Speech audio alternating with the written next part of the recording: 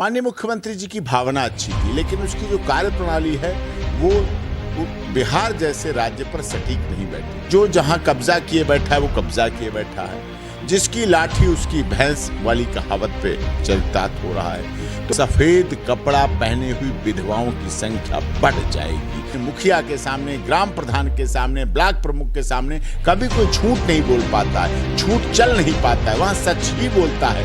Court कचहरी आते आते लोगों का झूठ का पुलंदा तैयार हो जाता है। अब रुकावट लग गई तो इससे विश्वसनीयता भी खत्म होती है, क्रेडिबिलिटी भी खत्म होती है, सरकार की भी क्रेडिबिलिटी खत्म होती है। फिर वही तारीख पर तारीख, तारीख पर तारीख, तारीख पर तारीख कहते हुए चले जाएंगे अपना नुकसान करके। ये क्या मिला हमें, फिर तारीख पे तारीख के लिए। जमीन सर्वे को रोक देना चाहिए बिहार के अंदर। अब तो 1 साल के लिए रोका है, अब 1 साल आगे तो चुनाव के लिए होगा। नहीं, रोकना नहीं चाहिए, इस पर निपटारा होना चाहिए। इससे केसों की संख्या बढ़ती है, इस पर न्याय होना चाहिए, जस्टिस होना चाहिए, जमीनी विवाद खत्म होना चाहिए।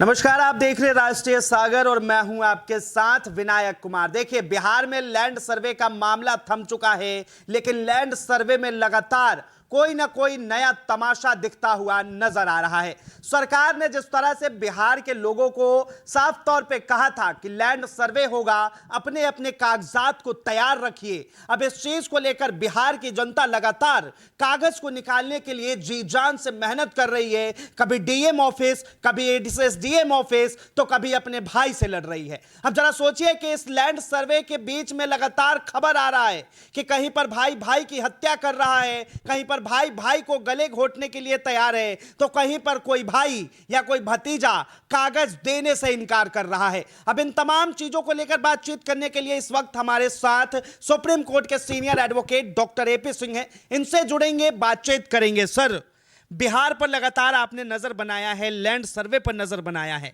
लगातार खबरें आ रही है कि कहीं पर भाई भतीजा लड़ रहे हैं, कहीं पर चाचा भतीजा लड़ रहे हैं, लेकिन कागजात लोगों को नहीं मिल रहे। हाँ, ये दुखद है। लैंड सर्वे इसलिए कराया गया था माननीय नीतीश जी ने, मुख्यमंत्री जी ने, कि विवाद खत्म हो, ज़मीनी विवाद खत्म हो। ज़मीनी विवाद बहुत अधिक बढ़ जाता है, जिसका प्रतिरूप आगे केसेस में तो होता है, चाहे लैंड ट्रायल कोर्ट हो, चाहे ऑनरेबल हाई कोर्ट हो, चाहे ऑनरेबल सुप्रीम कोर्ट हो, सभी इन केसों से भरे पड़े हैं। लेकिन उसका एक क्राइम का तरफ, क्रिमिनल भी बढ़ जाते हैं, क्राइम के केस भी बढ़ जाते हैं, हत्याएं हो जाती हैं, झगड़े हो जाते हैं, अटेम्प्ट टू मर्डर के केस रजिस्टर्ड हो जाते हैं, ये सब कुछ हो जाता है। इससे बचने का प्रयास था नीतीश कुमार जी का। माननीय मुख्यमंत्री जी की भावना अच्छी थी, लेकिन उसकी जो कार्यप्रणाली है वो बिहार जैसे राज्य पर सटीक नहीं बैठी।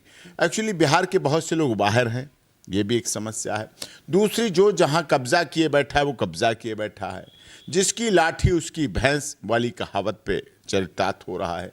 तो इस सब के बावजूद इस वजह से झगड़े बढ़े, मर्डर हुए, अटेम्प्ट टू मर्डर हुए, लड़ाइयाँ तो बढ़ी ही, मारपीट तो बढ़ी ही, लेकिन जिसे कहते हैं बर्बरता, जिसे कहते हैं क्रूरतम, जिसे कहते हैं जघन्यतम, वो भाई भाई की जब हत्या कर दे, भाई भाई को पत्थरों से मारे, भाई भाई का सिर फोड़ दे, तो फिर दुख होता है कि ऐसी ज़मीन का क्या फ़ायदा, ऐसी लैंड का क्या फ़ायदा जिससे भाई भाई का दुश्मन हो गया। तो इसीलिए इसमें बहुत स्पष्टता रखनी चाहिए थी, और परिवार वालों को भी ज़मीन यहीं रखी रह जाएगी, जो मर गया वो चला गया, बाकी बचे हुए कहाँ जाएंगे? जेल भी काटेंगे, उम्र कैद। ऑनरेबल सुप्रीम कोर्ट तक आते आते वो ज़मीन बिकलेंगी, घर के गहने बिकलेंगे, घर का घर बिकलेगा, घर के परिवार की सारी जमा पूंजी लगेगी, परिवार वीरान हो जाएगा, महिलाएं जेल के मुलाकात कर कर के चक्कर और कोर्ट कचहरी के चक्कर लगा लगा के दुखी हो जाएंगी, सफ़ेद कपड़ा पहने हुई विधवाओं की संख्या बढ़ जाएगी, युवा विधवा बन जाएंगी लड़कियां इस ज़मीन के चक्कर में। ज़मीन ज़मीन को तरह माने, इसको अधिक मृत्यु, झगड़ा, लड़ाई तक ना रखें, कानूनी लड़ाई तक रखें, कानूनी लड़ाई लड़ें, कानूनी लड़ाई के सिस्टम पर लड़ें, ये ठीक लगता है। लेकिन इस तरह से इस तरह से गिर जाना अच्छा नहीं। देखिए, कागजों में सब कुछ है, मैंने बड़े विस्तार से आप लोगों को सबको बताया। फार्म ए, फार्म बी, फार्म ए की बी की क्या रिक्वायरमेंट है। अगर आप वारिसान हैं तो वारिसान लगाएं, अपना विरासत लगाएं। अगर आपके पास उसका टाइटल है, खसरा है, खतौनी है, इंतखाब है, तो वो लगाएं। अगर वो नहीं है तो आपके पास वसीयत है, विल है, वो लगाएं।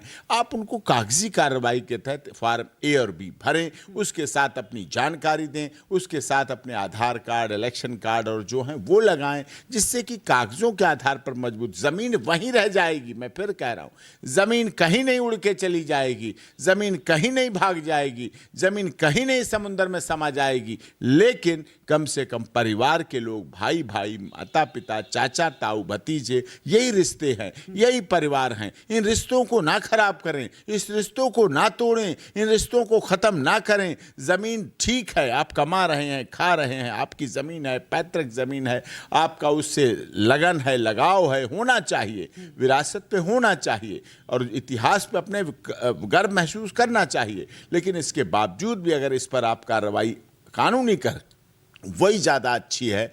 लाठी हाथ में लें, कानून हाथ में लेंगे, कानून जब आप हाथ में लेंगे तो निश्चित तौर पर कानून आपके खिलाफ होगा, सरकार आपके खिलाफ होगी, माननीय अदालत आपके खिलाफ होगी, गांव के लोग भी आपके खिलाफ होंगे और परिवार के लोग भी खिलाफ होंगे। परिवार के लोगों की सिंपैथी उस मृतक परिवार से होगी, उस विंजार्ड परिवार से होगी, जिसका सर फटा है उस परिवार से होगी। तो आप समाज से भी बहिष्कृत हो जाएंगे, परिवार से भी बहिष्कृत हो जाएंगे, कानून की नज़र में भी गलत बन जाएंगे। तो ज़मीन को ज़मीन के आधार पर लड़ें, कानूनी कार्रवाई करें, कागजी कार्रवाई करें। कागज भाई नहीं दे रहा है तो तहसील से निकलवाएं, ब्लॉक से निकलवाएं, प्रखंड से निकलवाएं, प्रखंड स्तर से निकालें, अनुमंडल से निकलवाएं, मंडल स्तर से निकालें। वहाँ से निकाल कर जब कार्रवाई आप करेंगे और अपने ग्राम प्रधान से, मुखिया से, सरपंच से, सबसे कह के उसको आपसी फैसले के आधार पर करें। जब आप गाँव में पंचायत करते हैं तो वहाँ सच सच होता है। गाँव की पंचायत प्रमुख के सामने,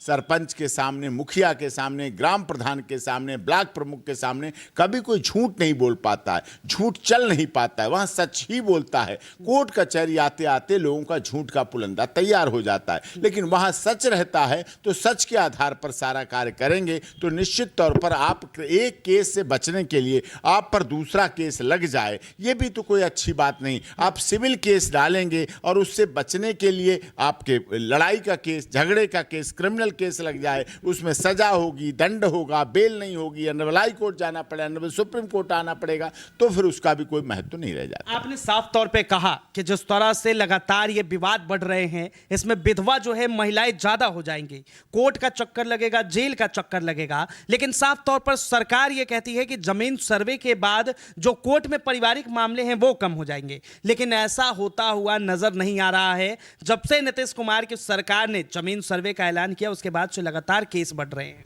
नहीं मुझे भी रहा था कि सहूलियत हो जाएगी, केसों की संख्या कम हो जाएगी, क्योंकि हमारे देश के जब माननीय चीफ जस्टिस ऑफ इंडिया, देश के माननीय प्रधानमंत्री जी से केसों की अधिक संख्या को लेकर रो पड़े, तब दुख तो लगता है, दुखी होता है, मन परेशान होता है। तो ऐसे में ऐसा ना हो, इसके लिए ऐसा करना चाहिए कि हमें इस पर कानूनी तरीके से काम करना चाहिए। हाँ, एक सिविल केस कम करने के लिए क्रिमिनल केस बढ़ेंगे तो केस है, क्रिमिनल केस भी बढ़ेंगे और सिविल केस फिर ख़त्म होगा भी नहीं, तो फिर क्या मिला? हमने और केस बढ़ा लिए, घटाने के बजाय संख्या बढ़ गई, फिर भी उचित नहीं है।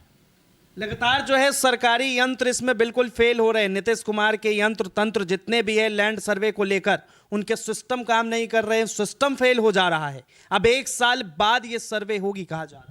हाँ, अब जब भी होगी सर्वे, अब बाद में होगी, रुकावट तो लग गई है, लेकिन रुकावट के साथ लोगों की परेशानी भी बढ़ गई।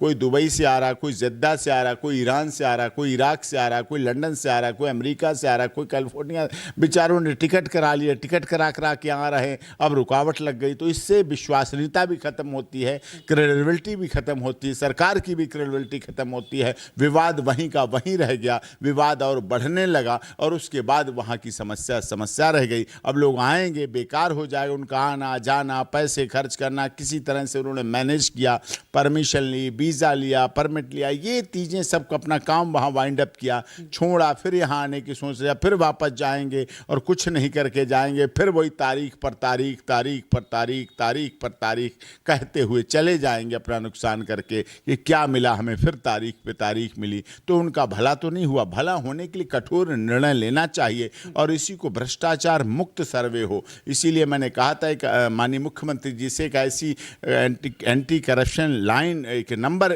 फ्लैश करें जिस पर शिकायत होने पर सख्त कार्रवाई हो और सही सबको सबका अधिकार मिल सके, सबके साथ न्याय हो सके। आजकल नीतीश कुमार जी डबल इंजन की मोदी जी की सरकार के साथ हैं, उनके मुख्य घटक दल हैं, साथ ही गठबंधन के घटक दल हैं, तो उन्हें भी सबका साथ सबका विकास, सबके विश्वास, सबके साथ न्याय के नारे को आगे बढ़ाना चाहिए। तभी तो डबल इंजन की सरकार बन पाएगी। यदि लागू किया, यह अंग्रेजों के बाद पहली बार ऐसा हो रहा, पहले अंग्रेजों के समय हुआ था, उनके बाद पहली बार ऐसा हो रहा है, और उसके बाद भी अगर उसको पूरा नहीं हो पाता है और पूरा गड़बड़ रहती तो बहुत गलत। क्या जमीन सर्वे को रोक देना चाहिए बिहार के अंदर? अब तो 1 साल के लिए रोका है, अब 1 साल आगे, अब तो चुनाव के लिए होगा। नहीं, रोकना नहीं चाहिए, इस पर निपटारा होना चाहिए। इससे केसों की संख्या बढ़ती है, इस पर न्याय होना चाहिए, जस्टिस होना चाहिए, जमीनी विवाद खत्म होना चाहिए। क्योंकि किसी भी मर्डर, किसी भी बड़े से बड़े अपराध के पीछे पूछा जाता है, हेड लिखा जाता है जर, जोरू और जमीन। 3 विवादों पर भी बहुत बड़ी लड़ाई होती है, जर, जोरू और जमीन।